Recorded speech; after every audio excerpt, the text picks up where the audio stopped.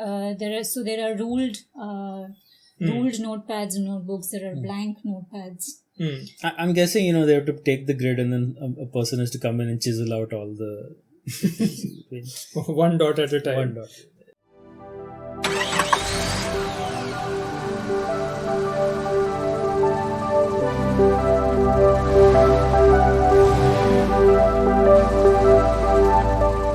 Welcome to Stationery Test Drive, where every week we take interesting and fun and classic and well-known stationery and not so well-known stationery and take it for a test drive. I'm Vishal. I'm Samir. This is Minjal. And in today's episode, we're looking at the Rhodia Dot Pad. Dot pads. It sounds very futuristic and space age, but really it's a piece of paper with dots on it. But I must say that space age I don't use without a reason, and we'll get back to that. But before all of that, Samir, why don't you tell us what Rhodia is? Why don't the two of you've done some research on Rhodia? So Rhodia has been around since the 1930s, right? Yeah. And it was, I think, taken over by the Clairefontaine brand somewhere in 1997 or something, if I'm not mistaken. So Rhodia obviously existed as a paper manufacturing company in the 30s. Yeah. And Clairefontaine has also been around for a longish time doing paper products. Yeah, I mean, I think with all of these very historical companies, there's lots of interesting enough history, which if I guess we could dig into at some point, it would be nice. But whatever we could find out, Rhodia was started by two brothers whose fathers, also brothers, started a notebook distribution and manufacturing business before them. And when these brothers took over, they started manufacturing first notebooks and then pads in 1934 and gave it this name. And they're based in France, right? Yes. And I think they were next to the Rhone River, which is where the Rhodia comes from. Okay, sort of like Adidas and other sort of portmanteau names. Right. Maybe the two trees stand for the two brothers. They do, yeah. They do. Okay, They're two fir trees from the French Alps, and fir trees were the ones used in the paper manufacture to some extent. Now, of the three of us, we have seen this pad several times before, especially if you are a long-time viewer of Stationery Test Drive. And it's usually in Minjal's hands. This is Minjal's own personal Rhodia pad. Now you're a calligrapher. We're artists and designers and calligraphers on this show. But you have a sort of the most specialty in formal calligraphy. So why don't you, can you show us some of these? I know this is your work pad and work pads are sacred. I'm almost like afraid to touch it. But can you show us some of the work that you've done on this? So I've actually used, maybe this is my fourth or fifth Rhodia pad in the last 1.5-2 years. I think that the Rhodia is actually just one of the best learning and teaching aids. So, see, when you're learning a new, new activity, I may call it, when you're like trying to learn something new, you want the prep and the setup to be convenient. You don't want it to be very harrowing. So what the Rhodia pad does is, and especially with lettering, without drawing guidelines, it's very difficult to get precision. Right. So what this pad obviously has done for lettering artists across the world is it has made life like extremely, extremely easy. Because, like we kind of demonstrated, it's easy to fold the cover back. There's a stiff cardboard here for balance. And what you can very easily do is, you can there is perforation, which may not be seen on the camera, but it's easy to tear the sheets off as well. Yeah, it's extremely fine for perforation and you can easily a perfectly tear off. Clean cut. Yeah. And the paper, is extremely, extremely smooth. Yes, that is something that we all notice, even though I'd never used one before. So what I did for the test basically is, yes, let's get into that, because that is what we do on this show. We take these on a test drive, each of us.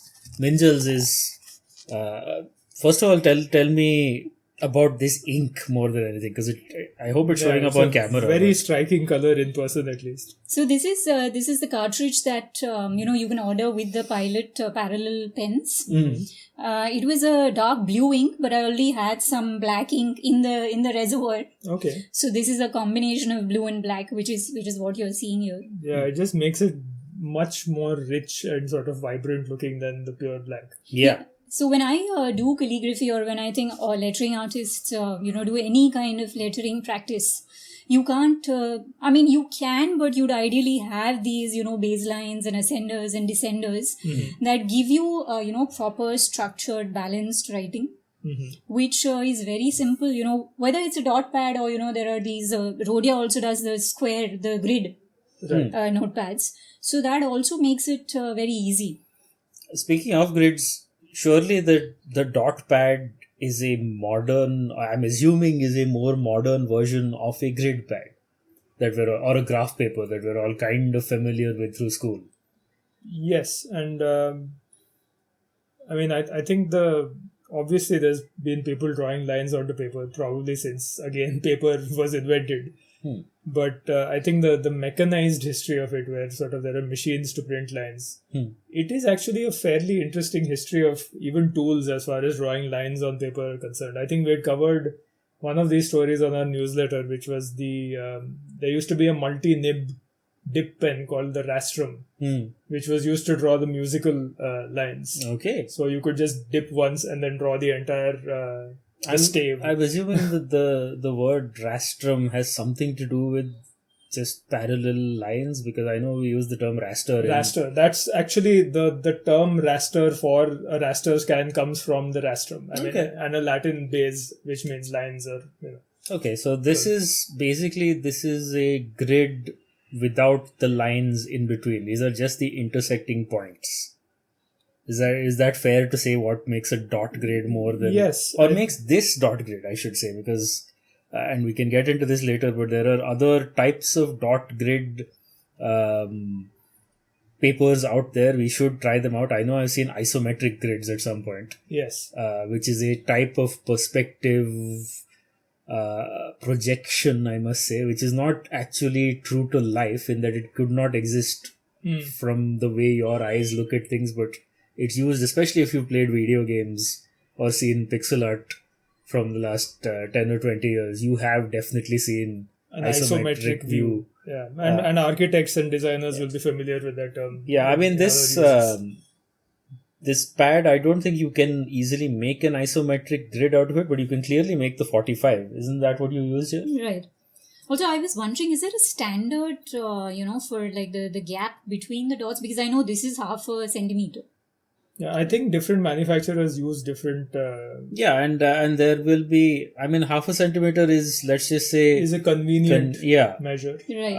Samir, you said that the first graph paper grids were done maybe with that rastrum, but they were made in the 1700s? The rastrum is actually much earlier than that. I think it's around since the 13 or 1400s. Okay. But again, so at that point, people used to hand draw the lines onto paper. Paper would be manufactured blank, as it still is, and then people would draw lines onto it as per their needs. Musicians were one of the main people who would need to do that often.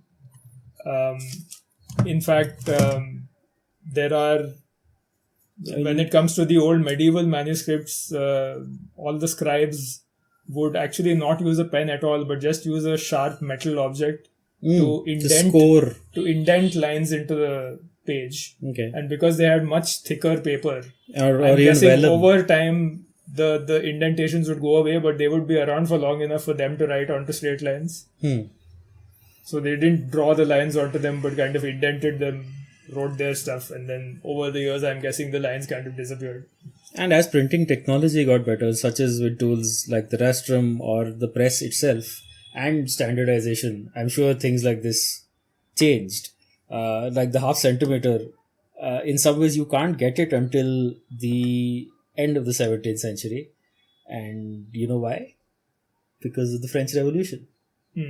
Because 3 weeks before the French Revolution actually happened and the storming of the Bastille happened, Laplace, the scientist and mathematician, actually.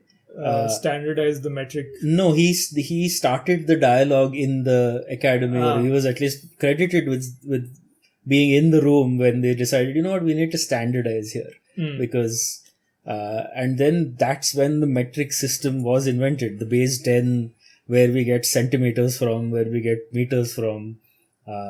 Meters at the time were on a sort of decided based on. They calculated the Earth. They'd done calculations on longitude and latitude, and I think it was like some derivation from the distance between Paris and something, because they were in France. It was a division of the distance between two major cities. Yeah, so the exact. That's something weird to think about now. The metric system has changed to be some kind of physical constant as far as mathematicians and scientists can figure out, I think based on some atomic. They have recalculated it based on the width of a hydrogen atom or something. And they also tried other things. They tried to make a 10-month or a 12-month calendar with 30 days each, and they tried to make very famously a clock that was, I think, 10 hours, and each hour was 100 minutes, and each minute was 100 seconds, and each second was, and that failed because they couldn't import the clocks anywhere because no one wanted them. I think the solar system refuses to work on a metric scale. Yes. But the good news is that the metric scale works very well on paper. I think even the A4 paper, which is what this is a metric scale paper of some sorts.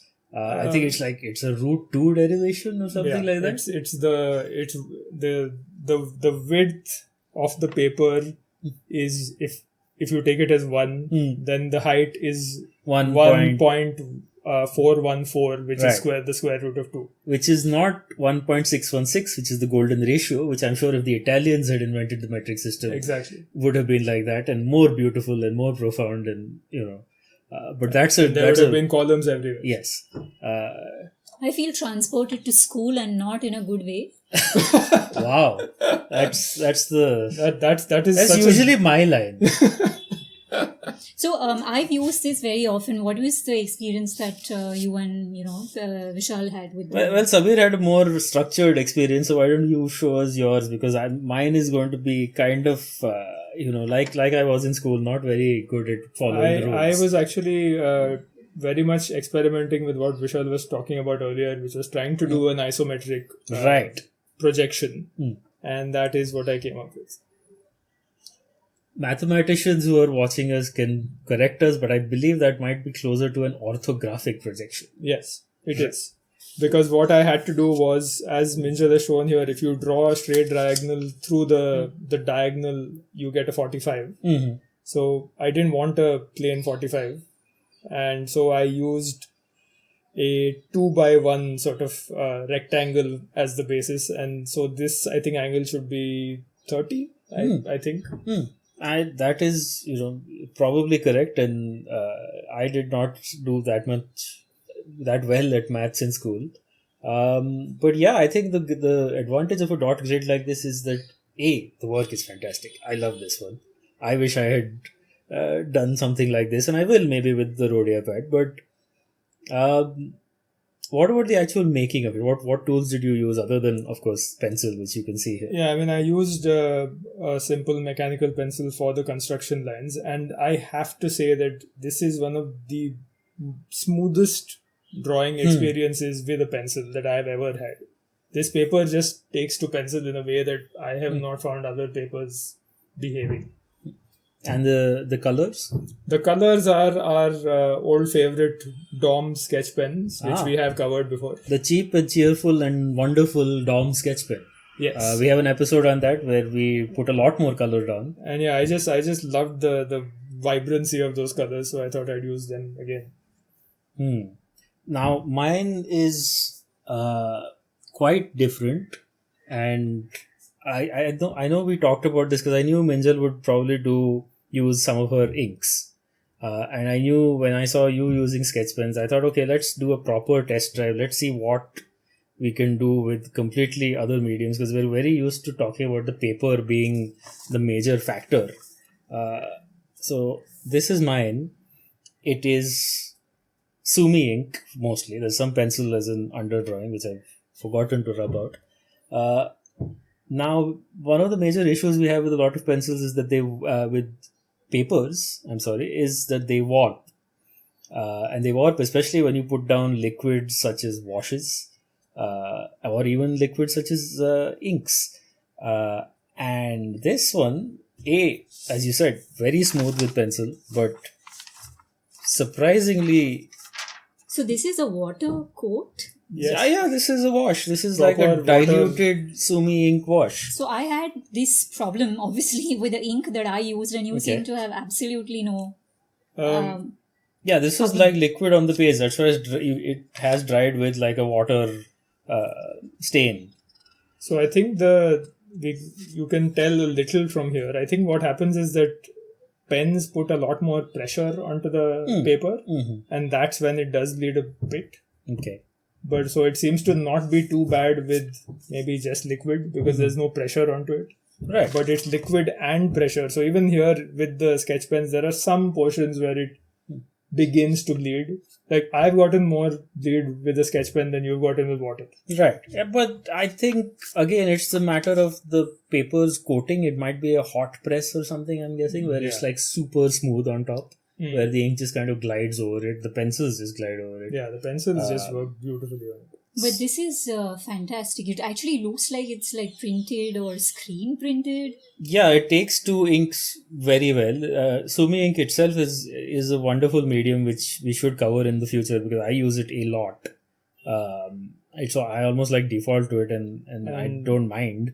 And I'm guessing the whole dot grid thing was completely essential for doing something like this. Yes. So what I did is I did not use a ruler at all.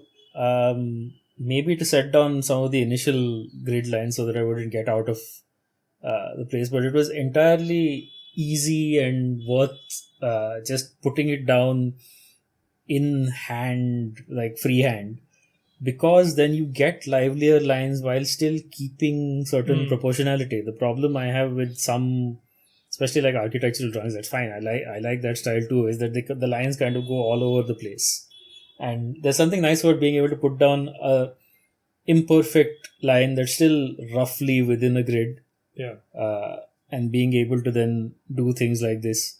Yeah, and the Rhodia pad itself, the dots are kind of nice and light grey, so even if I had to take this onto a digital medium and finish coloring it or something there, it would not be too hard to get rid of the dots. Or even just to just like knock them back a little and or go over them in white or something digitally and clean things up.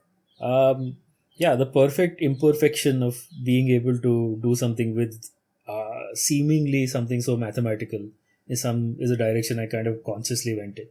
And yeah, even besides that, I think it's a great paper. If Rhodia makes a smooth, non-gridded pad, non-dotted pad, I would absolutely get one. Oh, they do.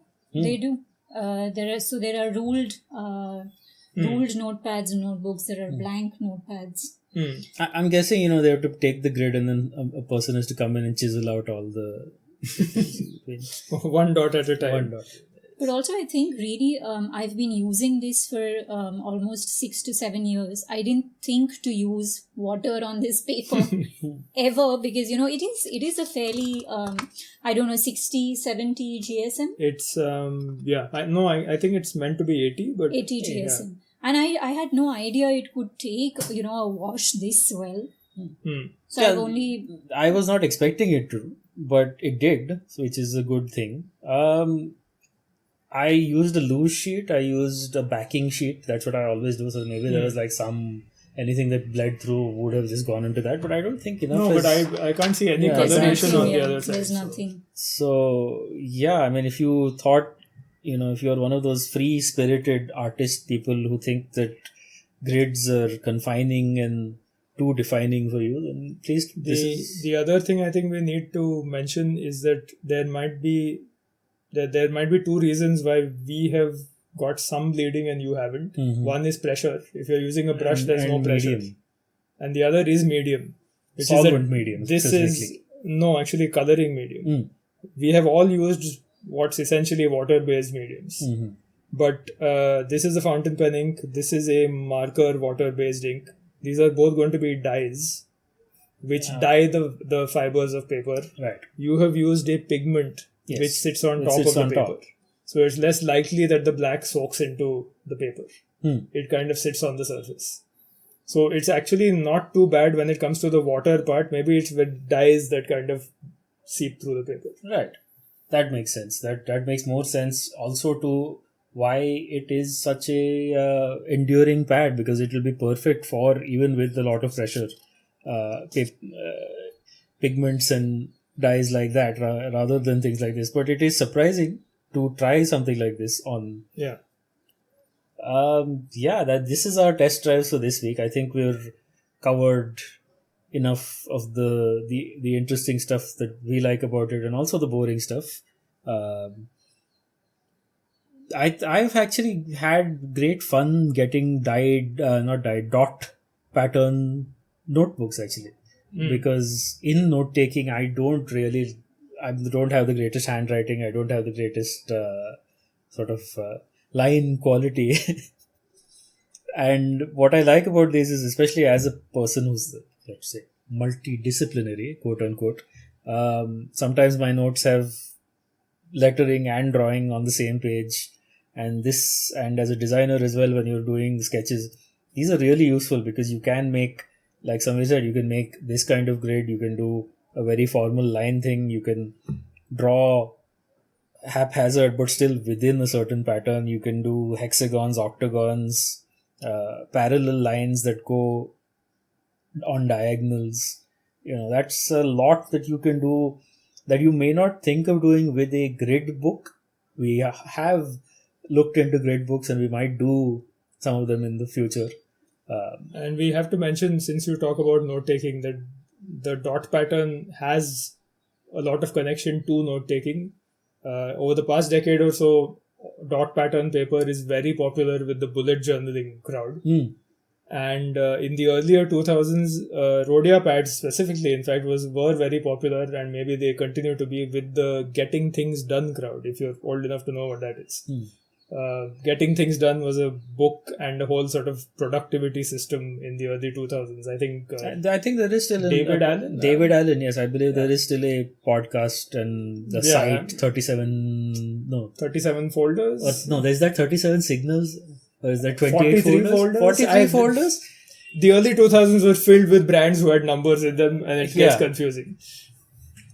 Yeah, it's that's a matter for another day. We've crunched the numbers and done the art, and now we would like you to crunch some digits into and letters into your browser or your social media of choice, and please follow the links that you can see on screen. Follow Inky Memo, which is our channel and our brand, of which Stationery Test Drive is one facet. We have other things such as a great newsletter where we go into even more geeky detail about the history of stationery, about other stories to do with this well-stationed and station nerd. Station nerd, I'm sure that's a thing. Please look it up. Not for us, but yeah. Hey, station nerds. Next week we'll be doing something else. Is a thing that you will never ever hear again on this show. You will hear other things about other great pieces of stationery. We have some really fun stuff coming up. Cheap stuff you may not have heard of, stuff that was disappointing but also worth using. And we will see you next week and hopefully every week. But until then, I'm Vishal. I'm Samir. This is Minjal. Stay cool, station nerds. You lied about not saying that again. Well, okay.